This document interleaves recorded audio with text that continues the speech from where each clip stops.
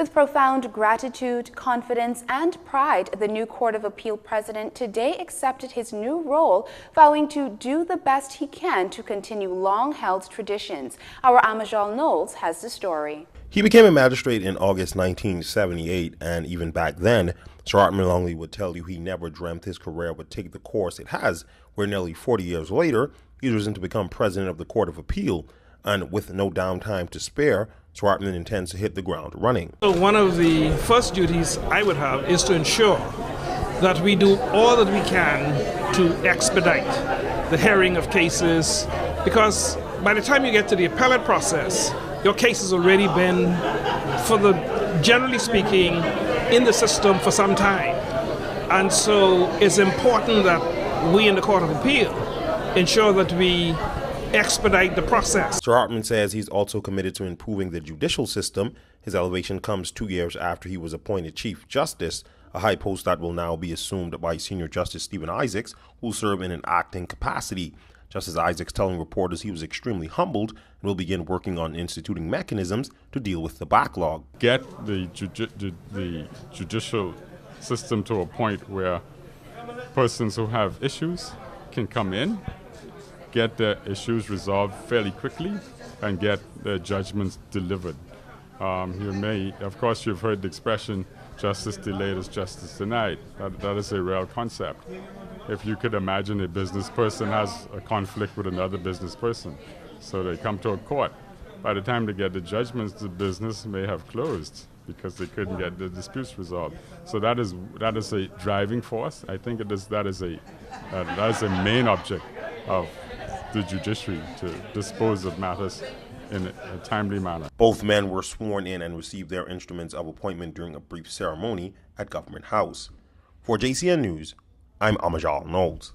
Social Services Minister Lanisha Roll's latest faux pas is stirring up quite a hornet's nest. When asked her take on marital rape, the FNM MP, who has responsibility for women's issues, told reporters on Tuesday that while the country doesn't condone violence against women, rape is a private issue. Well, it's that comment right there that sparked fierce backlash, so much so that Rights Bahamas has not only condemned the remarks as insensitive, but is calling on the minister to resign.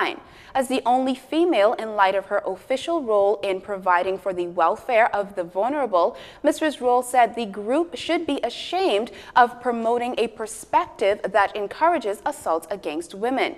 Clearly read the group's response, she cannot continue in that role. Rights Bahamas further pointed out that the minister that rape is never seen as a private matter and all forms of non-consensual sexual activity should be outlawed in any society that seeks to call itself a democracy.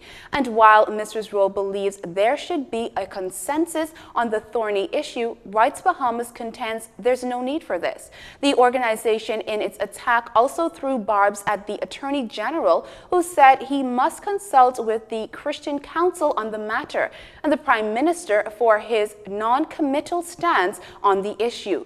The thorny issue was thrown back into the spotlight last Friday after an expert, Dubravka Simonovic, called on the government to outlaw marital rape.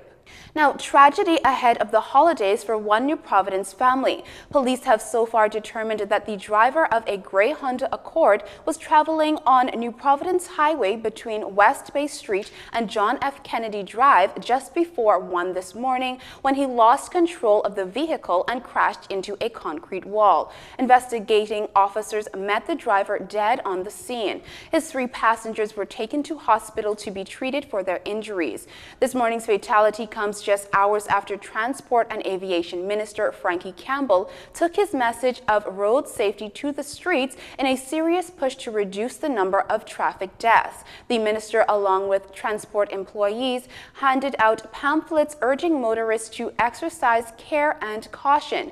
This past July, there were 22 traffic fatalities, 66 injuries, and 644 hit-and-run accidents. With 26 deaths per 100,000 people, the Bahamas is said to have the world's highest per capita rate for fatality from road crashes. Patrons of a popular fast food chain got quite a scare yesterday evening.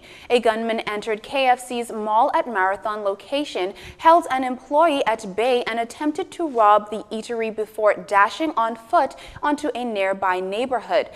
Anyone with information that can help police catch the thief is asked to call 911, 919, or your nearest police station. Police also reporting the arrest of 2 drug suspects. We understand officers of the Flying Squad section were on routine patrol on McQuay Street when they spotted 2 men standing in a bushy area acting suspiciously. The men and the area were searched and a quantity of marijuana was found. The suspects were subsequently locked up. Meantime, a 45-year-old woman is missing. Bridget Cartwright was last seen last Thursday. The East Street South resident is said to be dark-skinned, just under 5 feet, and medium build. Again, if you know of Cartwright's whereabouts, reach out to police. You're watching JCN News. Stay with us. This segment of the news was brought to you by Alive.